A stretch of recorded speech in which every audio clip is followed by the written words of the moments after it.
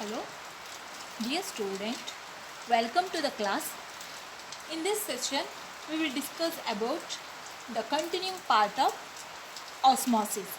So before that, in last class we seen the concept of osmosis.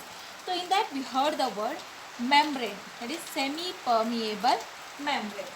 So you know that membranes means a thin layer which allow only small solvent particle through it, but not the solute particle, means but not the bigger one. So in that semi-permeable membrane, mainly two types, that is natural and artificial semi-permeable membrane. So as this word says, natural means it occurs in nature itself. So the examples are animal membrane, plant membrane, parchment paper. So these are belongs to natural semi-permeable membrane. Next, move on to artificial membrane. So artificial means it is prepared in a laboratory in a synthetic method. So example is a thin film of cupric ferrocyanide. Clear? So in last class ಅಲ್ಲಿ ನಾವು semi-permeable membrane ಅಂತ ನೋಡಿದ್ವಿ. ಆ semi-permeable membrane ಅಲ್ಲಿ mainly two types ಇರುತ್ತೆ. ಒಂದು natural, ಇನ್ನೊಂದು artificial. Natural ಅಂದರೆ ನೇಚರಲ್ಲಿ ಸಿಗುವಂಥದ್ದು. ಆರ್ಟಿಫಿಷಿಯಲ್ ಅಂತ ಹೇಳಿದ್ರೆ ನಾವು ಪ್ರಿಪೇರ್ ಮಾಡುವಂಥದ್ದು. ಅದರ ಎಕ್ಸಾಂಪಲು ಅನಿಮಲ್ ಮೆಂಬ್ರೇನ್ ಇರ್ಬೋದು, ಪರ್ಚ್ಮೆಂಟ್ ಪೇಪರ್ ಇರ್ಬೋದು, ಅಥವಾ ಆರ್ಟಿಫಿಷಿಯಲ್ ಅಂದರೆ a thin film of cupric ferrocyanide. So ಇವಿಷ್ಟು ಆರ್ಟಿಫಿಷಿಯಲ್ ಮೆಂಬ್ರೇನಿಗೆ ಎಕ್ಸಾಂಪಲ್. ಕರೆಕ್ಟಾಗಿ ನೋಡಿ.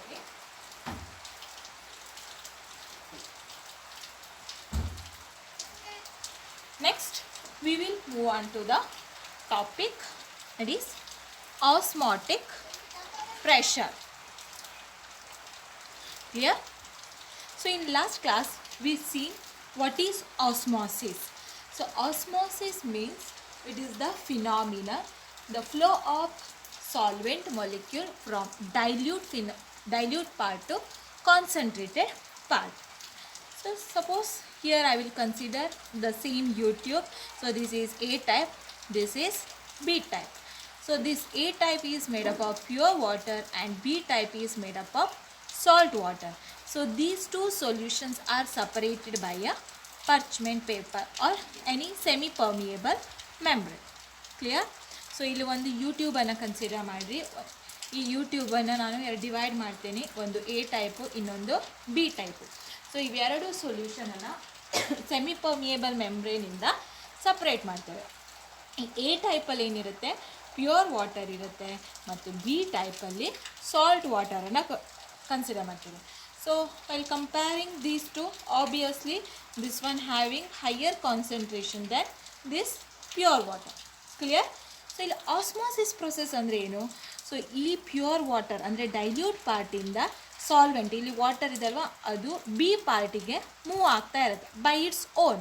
ಸೊ ಯಾವುದೇ ಎಕ್ಸ್ಟರ್ನಲ್ ಫೋರ್ಸ್ ಸಪ್ಲೈ ಇಲ್ಲ. ಈ ಸಿಸ್ಟಮನ್ನು ಒಂದು 5 ನಿಮಿಷನೋ 10 ನಿಮಿಷನೋ ಇಟ್ಟಾವಾಗ ಈ ಕಡೆಯಿಂದ ವಾಟರ್ ಮೊಲಿಕ್ಯೂಲು ಈ ಕಡೆಗೆ ಮೂವ್ ಆಗ್ತಾ ಇರುತ್ತೆ. ಅದನ್ನು ನಾವು ಆಸ್ಮಾಸಿಸ್ ಅಂತ ಕರಿತೇವೆ. So through this phenomena or to this phenomena, so I will apply an external force or pressure. ಸೊ ಇದಕ್ಕೊಂದು ಎಕ್ಸ್ಟರ್ನಲ್ ಫೋರ್ಸನ್ನು ಅಪ್ಲೈ ಮಾಡ್ತೇವೆ. So this external force will stop the movement of solvent from this side to this side. So that force is nothing but osmotic pressure. Clear? So here osmotic pressure means an external pressure which must be applied to a solution in order to stop a flow of solvent into the solution through a semi-permeable membrane is called osmotic pressure. Am I clear? So ಇಲ್ಲಿ solvent ಇಲ್ಲಿಂದ ಈ ಕಡೆ move ಆಗ್ತಾ ಇರುತ್ತೆ.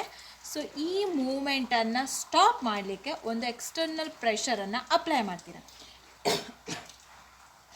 ಈ pressure ಏನು ಮಾಡುತ್ತೆ ಅಂತ ಹೇಳಿದ್ರೆ, ಇಲ್ಲಿಂದ ಇಲ್ಲಿ ವಾಟರ್ ಮೊಲಿಕ್ಯೂಲ್ಸ್ ಫ್ಲೋ ಆಗೋದನ್ನು ಸ್ಟಾಪ್ ಮಾಡುತ್ತೆ.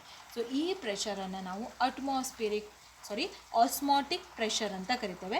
It is denoted by the symbol this one. So while see this phenomenon, so this osmotic pressure mainly depends upon the concentration and a temperature term. So these two terms are important. ಈ osmotic pressure ಏನಿದೆ ಅಲ್ವಾ ಅದು concentration ಮತ್ತು temperature term ಮೇಲೆ directly depend ಆಗಿರುತ್ತೆ. Means directly proportional to concentration and a temperature. So ಇಲ್ಲಿ ಸಾಲ್ಟಿನ concentration ಜಾಸ್ತಿ ಇದೆ ಅಂತಂದರೆ you required some more pressure. So ಇಲ್ಲಿ ಸಾಲ್ಟಿನ ಕಾನ್ಸಂಟ್ರೇಷನ್ ಕಡಿಮೆ ಇದೆ ಅಂತಂದರೆ ಸಮ್ ಲೆಸ್ ಪ್ರೆಷರಲ್ಲಿ ನೀವು ಈ ಫಿನಾಮಿನಾವನ್ನು ಸ್ಟಾಪ್ ಮಾಡ್ಬೋದು. Means directly proportional to the concentration ಅಂತ ಹೇಳಿದ್ರೆ ಸೊ ಇಲ್ಲಿ ನಾವು ಮೊಲಾರಿಟಿಯನ್ನು ಕನ್ಸಿಡರ್ ಮಾಡ್ತೇವೆ. ಮೊಲಾರಿಟಿ, ಸೊ ಮೊಲಾರಿಟಿ ಅಂದರೆ ನಂಬರ್ ಆಫ್ ಮೋಲ್ಸಿಗೆ ಹೋಗುತ್ತೆ. So that is different. So ಇಲ್ಲಿ ಏನಿರುತ್ತೆ ನೀವು ನೆನ್ಪಿಟ್ಕೋಬೇಕು, ಆಸ್ಮಾಟಿಕ್ ಪ್ರೆಷರ್ ಅನ್ನುವಂಥದ್ದು ಕಾನ್ಸಂಟ್ರೇಷನ್ ಮತ್ತು ಟೆಂಪ್ರೇಚರಿಗೆ ಡೈರೆಕ್ಟ್ಲಿ ಡಿಪೆಂಡ್ ಆಗಿರುತ್ತೆ. ಸೊ ಫ್ರಮ್ ದಿಸ್ ಕನ್ಸೆಪ್ಟ್, ಈ ಕನ್ಸೆಪ್ಟಿಂದ ನಾವೇನು ಬರಿಬೋದು, osmotic pressure that is pi is directly proportional to concentration and this one is directly proportional to temperature. Correct? This one osmotic pressure ಕಾನ್ಸಂಟ್ರೇಷನಿಗೆ depend ಆಗಿರುತ್ತೆ and osmotic pressure ಟೆಂಪ್ರೇಚರಿಗೆ depend ಆಗಿರುತ್ತೆ. On combine these two you will get osmotic pressure directly proportional to concentration into temperature. Next ಏನು ಮಾಡ್ತೀರಾ, ಈ proportionality ಸೈನನ್ನು remove ಮಾಡ್ತೀರಾ. ಇದನ್ನು ರಿಮೂವ್ ಮಾಡಿ ಈಕ್ವಲ್ ಎಕ್ಸ್ಪ್ರೆಷನನ್ನು ಬರೀತಾರೆ. Osmotic pressure is equals to R C T. That is osmotic pressure is equals to R C T. So here R means gas constant. R ಅಂದರೆ ಇಲ್ಲಿ ಗ್ಯಾಸ್ ಕಾನ್ಸ್ಟೆಂಟ್ ಅಂತ ಕರೀತಾರೆ.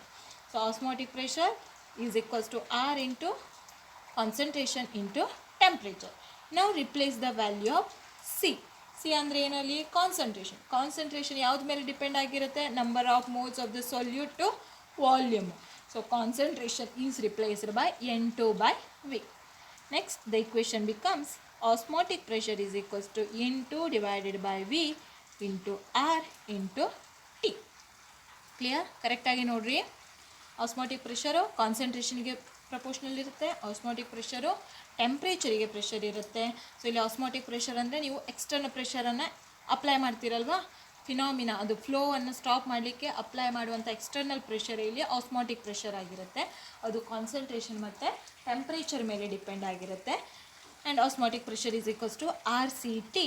Here C is replaced by number of moles that is N2/V R into T. But N2 means weight of the solute divided by mass of the solute. So ನಾವೇನು ಬರಿಬೋದು, N2 is equals to W2 divided by M2. N2 is equals to W2 by M2.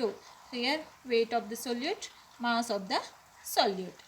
Next ಇರುವಂಥದ್ದು gas constant. Gas ಕಾನ್ಸ್ಟೆಂಟ್ನ value ಅಂದರೆ 0.0823 litre bar per Kelvin per mole, or you can write 0.821 liter atmospheric pressure per Kelvin per mole. So R ವ್ಯಾಲ್ಯೂವನ್ನು ನೀವು ಯಾವ unit ಕೊಟ್ಟಿದ್ದಾರಲ್ಲ ಅದ್ರ ಮೇಲೆ substitute ಮಾಡ್ತಾ ಹೋಗಿ. Next substitute this N2 value in this equation. You will end up with osmotic pressure is equals to W2 divided by M2 R into T divided by V. So calculation purpose ಈ formula important. Next ನಿಮಗೆ ಇದರಲ್ಲಿ osmotic pressure concept examination point of view ಕೂಡ important ಆಗಿರುತ್ತೆ. So ಇಲ್ಲಿ osmotic pressure ಅಂತ ಹೇಳಿದ್ರೆ an external pressure which must be applied to a solution in order to stop the flow of solvent into the solution through a semi-permeable membrane is called osmotic pressure. So ಇದು definition ನಿಮಗೆ ನೆನಪಿರಲಿ. Osmotic ಪ್ರೆಷರಲ್ಲಿ ನಿಮ್ಗೆ ಯಾವ್ದು ಗೊತ್ತಿರಬೇಕು, ಇದು ಒಂದು external pressure ಆಗಿರುತ್ತೆ, ಫ್ಲೋ ಆಫ್ ಸಾಲ್ವೆಂಟನ್ನು ಸ್ಟಾಪ್ ಮಾಡುತ್ತೆ through this semi permeable membrane.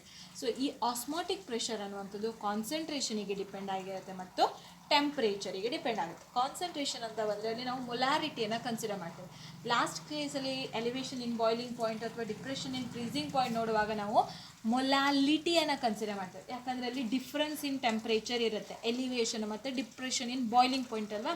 But ಇಲ್ಲಿ ಟೆಂಪ್ರೇಚರ್ ಏನಿರುತ್ತೆ ಯಾವುದೋ ಒಂದು ಫಿಕ್ಸ್ಡ್ ಟೆಂಪ್ರೇಚರಿಗೆ ನೋಡ್ತಾ ಇದ್ವಿ, ಅದಕ್ಕೋಸ್ಕರ ನಾವಿಲ್ಲಿ ಮೊಲಾರಿಟಿಯನ್ನು ನೋಡ್ತೇವೆ. ಸೊ ಇಲ್ಲಿ ಆಸ್ಮಾಟಿಕ್ ಪ್ರೆಷರ್ ಕಾನ್ಸಂಟ್ರೇಷನಿಗೆ ಟೆಂಪ್ರೇಚರಿಗೆ ಪ್ರಪೋರ್ಷನಾಲಿಟಿ ಸೈನನ್ನು ರಿಮೂವ್ ಮಾಡ್ತೀರಾ, ಆರ್ ಗ್ಯಾಸ್ ಕಾನ್ಸ್ಟೆಂಟನ್ನು ಇಂಟ್ರೊಡ್ಯೂಸ್ ಮಾಡ್ತೀರಾ. ನೆಕ್ಸ್ಟು ಸಿ ವ್ಯಾಲ್ಯೂವನ್ನು ಹಾಕಬೇಕು, ಆರ್ ವ್ಯಾಲ್ಯೂ ಗೊತ್ತಿರಲಿ 0.0823 litre bar per kelvin per mole ಅಥವಾ 0.821 litre atmospheric pressure per kelvin per mole. Next final expression is osmotic pressure is equals to weight of the solute gas constant into temperature divided by mass of the solute into volume. So ಇದು osmotic pressure ಇದೆ ಅಲ್ವಾ, ಅದನ್ನು ಪಾಸ್ಕಲಲ್ಲಿ measure ಮಾಡ್ಬೋದು ಅಥವಾ newton per metre ಸ್ಕ್ವೇರಲ್ಲಿ measure ಮಾಡ್ತೀರಾ. So R unit ಗೊತ್ತಿದೆ ಆಲ್ರೆಡಿ, ವಾಲ್ಯೂಮ್ ಇದೆ ಅಂತ ಹೇಳಿದ್ರೆ ಅದನ್ನು ಮೀಟ್ರ್ ಕ್ಯೂಬಲ್ಲಿ ಮೆಜರ್ ಮಾಡ್ತೀರಾ. ನೆಕ್ಸ್ಟ್ ಇರೋದು molarity, that is in terms of gram, and weight is also in terms of gram. Thank you.